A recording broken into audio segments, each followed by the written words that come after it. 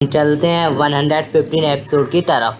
Video की starting में हमें दिखाया जाता है कि उसब कहता है कि वो मर ही नहीं सकता, लूफी मर ही नहीं सकता उस सेंट वाले कमीने से, मैं बता रहा हूँ। और फिर मैरी किस्मत बोलती है तुम सिर्फ अपने आप को झूठा दिलासा ही दे पाओगे। उसब कहता है कि वो इतनी आसानी से मर नहीं सकता, वो पायरेट किंग बनकर रहेगा।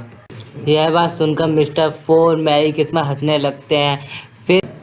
फिर मैरी किस्मत उसब को बहुत तेज़ी से मिस्टर फोर की तरफ ले जा रही होती है और मिस्टर फोर से कहती है कि अब इसको हिट मारो जिससे ये यहीं पर मर जाए। और मिस्टर फोर उसको एक खतरनाक मारता है जिससे उसके मुंह की सभी हड्डियां पूरी तरीके से चकनाचूर हो जाती हैं। हमारा चॉपर कहता है कि उसब को देख जाता है उसब के पास, तभी बीच में मैरी किस्मत आती है और हंसने लगती है। तब हम देखते हैं कि उसब उठ जाता है और हार नहीं मानता। और फिर मैरी किस्मत कहती है कि तुम अभी भी जिंदा हो, 4 टन की हथौड़ा लगने के बाद अब तुमने किस ट्रिक का इस्तेमाल किया। फिर हमारा उसब बोलता है कि तुमने मेरे दोस्त का मजाक उड़ाया है, अब मैं तुम्हें मार दूंगा और वो जिंदा है, वो पायरेट किंग बनकर रहेगा और तुम कुछ भी नहीं कर पाओगी और उस क्रोकोडाइल को तुम मेरा दोस्त मार ही देगा, देख लेना वो जिंदा है। और ये कहने लगता है, मिस मैरी किस्मत उस पर हंसने लगती है और मैरी किस्मत कहती है कि अब तू नहीं बचेगा। फिर मैरी किस्मत उसब को पैर पकड़ के तेजी से फिर से वह ऐसे ही जा रही होती है मिस्टर फोर के पास, और मिस्टर फोर अपना हथौड़ा लेकर तैयार होता है उसको हिट करने के लिए।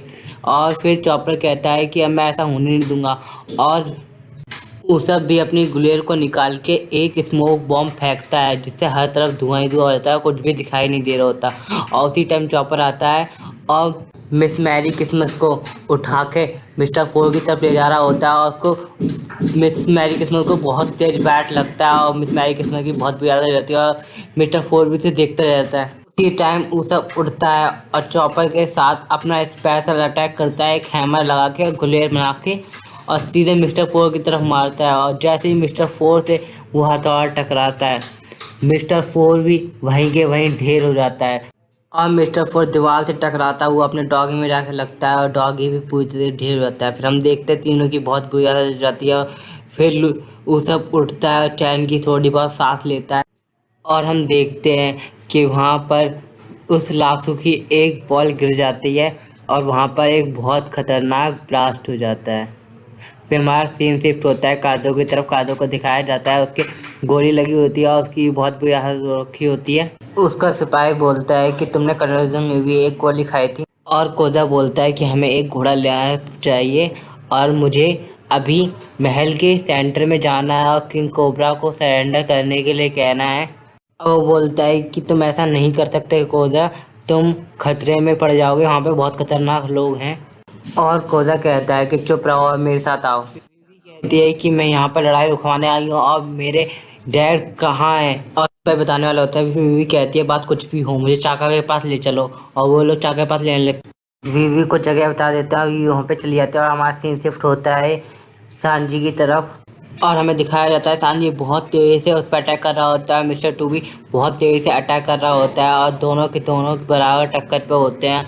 और उसी टाइम दोनों की बुरी हालत हो जाती है लड़ते लड़ते, और सांजी मिस्टर टू के ऊपर बहुत भारी पड़ रहा होता है और मिस्टर टू भी उससे डरने लगता है और उसके पीछे आके अटैक करता है, लेकिन सांजी उसके अटैक को डॉज कर लेता है और उसके सामने खड़ा हो जाता है, जिससे मिस्टर टू थोड़ा बहुत चौंक जाता है और उस पर फिर से अटैक करने वाला होता है, लेकिन सांजी फिर से बच जाता है। फिर मिस्टर टू हंसता है और उसके दिमाग में एक अच्छा प्लान आता है और वो विवी का रूप ले लेता है, जिससे हमारे सांजी की हालत तो वैसे भी पता है कैसी हो जाती है। फिर हमें दिखाया जाता है कि वो पूरी तरीके से विवी बन चुका होता है और उससे पिटाई खाने लगता है। फिर हमें विवी की तरफ दिखाया जाता है और सिपाही उसको चाका के पास ले आते हैं और चाका से वो बोलने लगते हैं हमें इस महल को उड़ाना होगा, तभी हम लोगों का ध्यान खींच पाएंगे। और उसी टाइम चाका सोचने लगता है हमें महल को उड़ाना होगा, वो बीवी से मना कर रहा होता है हमें महल को नहीं उड़ाना चाहिए। और बीवी कहती है कि हमें महल को उड़ाना ही होगा, अल्बस्टा को बचाने के लिए हम लोगों का ध्यान खींचेंगे और मैं कुछ कर पाऊंगी।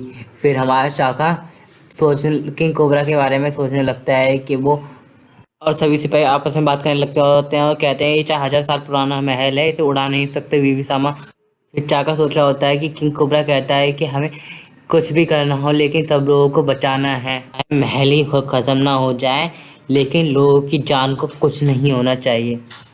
और चाका मान जाता है और कहता है जो आप कहेंगी वही होगा। और यहीं पे एपिसोड हमारा ख़त्म होता है और हम चलेंगे अगले एपिसोड की तरफ, जो हमारा एपिसोड नंबर 116 होगा।